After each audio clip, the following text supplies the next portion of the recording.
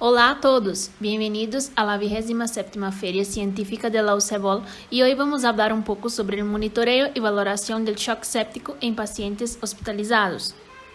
El objetivo general de nuestro trabajo es desarrollar de forma práctica un protocolo de atendimiento al paciente con shock séptico, demostrar cómo se realiza un adecuado manejo de estos y realizar un análisis bibliográfico del protocolo de monitoreo para valoración de pacientes con sepsis y shock sépticos de la Universidad de San Andrés.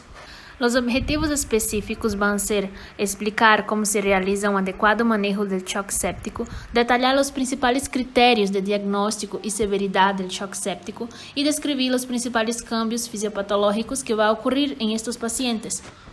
Definimos como sepsis una disfunción orgánica causada por una respuesta anómala del huésped a la infección que se supone una amenaza para la supervivencia. La sepsis graves es la sepsis sumada a la disfunción orgánica inducida por sepsis o hipoperfusión tisular. El shock séptico se define como una situación en que las anomalías de la circulación, las anomalías celulares y del metabolismo subyacentes son suficientemente profundas como para aumentar sustancialmente la mortalidad. El shock distributivo séptico es el estado de shock más frecuente y obedece a infecciones diseminadas y tiene un alto índice de mortalidad en las unidades de cuidados intensivos.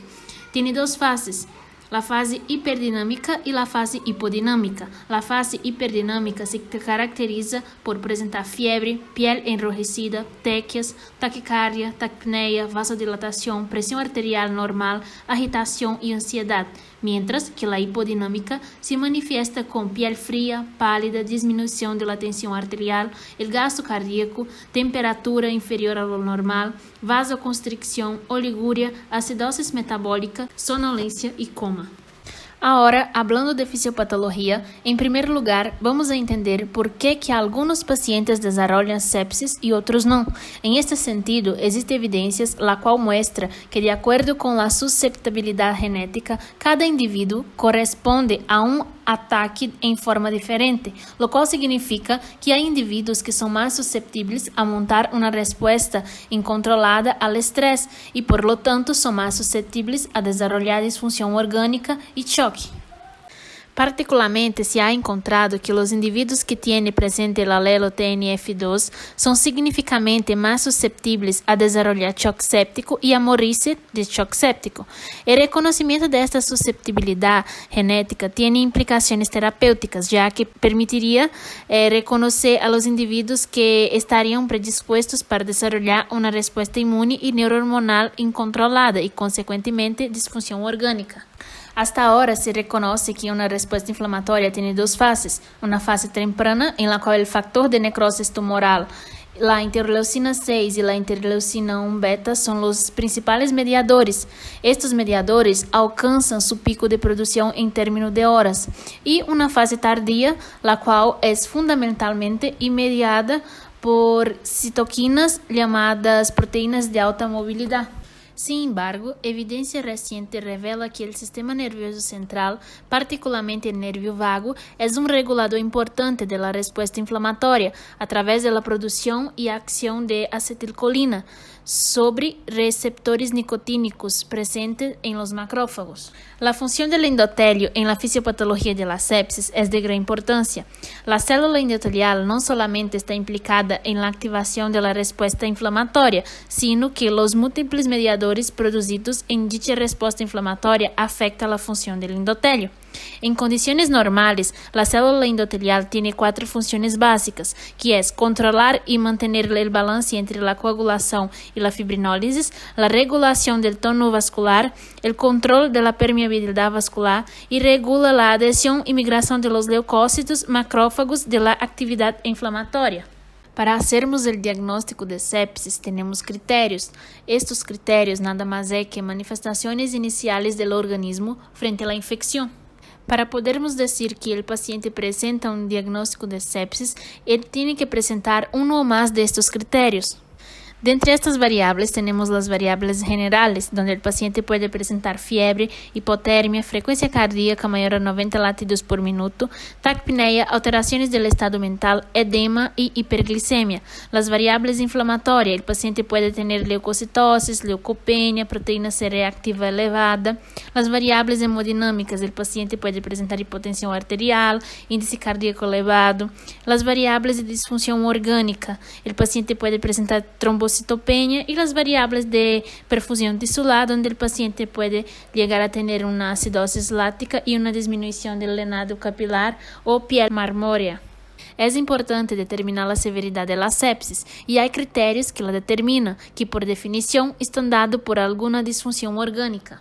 Dentre estos criterios tenemos la hipotensión inducida por la sepsis, el lactato por arriba de los valores normales, el gasto urinario va a estar disminuido, la lesión, el paciente puede presentar lesión pulmonar con o sin neumonía, la creatinina va a estar elevada, la bilirrubina va a estar elevada, las plaquetas va a estar disminuida y el paciente también puede presentar coagulopatías.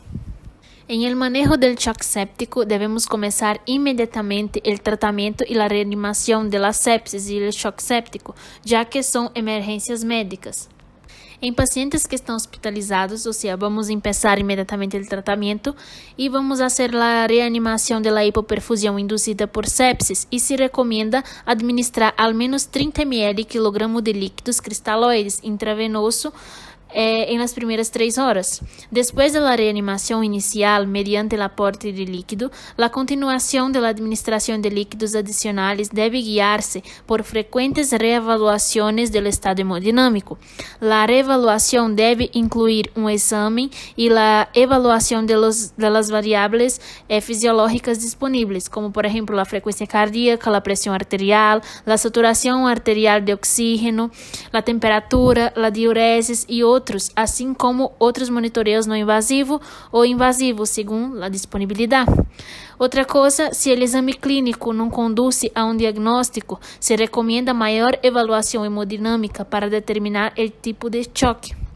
E para presidir a capacidade de resposta ao aporte líquido, se sugere utilizar variáveis dinâmicas em vez de variáveis estáticas, sempre que estão disponíveis.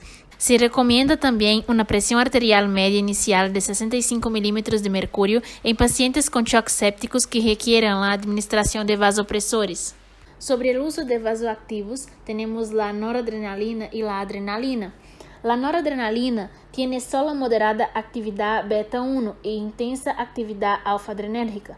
La experiencia clínica sugiere fuertemente que puede aumentar la presión arterial media sin deteriorar el gasto cardíaco ni las funciones orgánicas. Se ha empleado la noradrenalina en dosis desde 0,01 hasta 3,3 microgramos quilogramo gota. En general, la droga aumenta el gasto cardíaco en 10 a 20% y el volumen sistólico en 10 a 15%. Un estudio reciente comparó el efecto de noradrenalina versus dopamina como vasopresor inicial en pacientes con shock.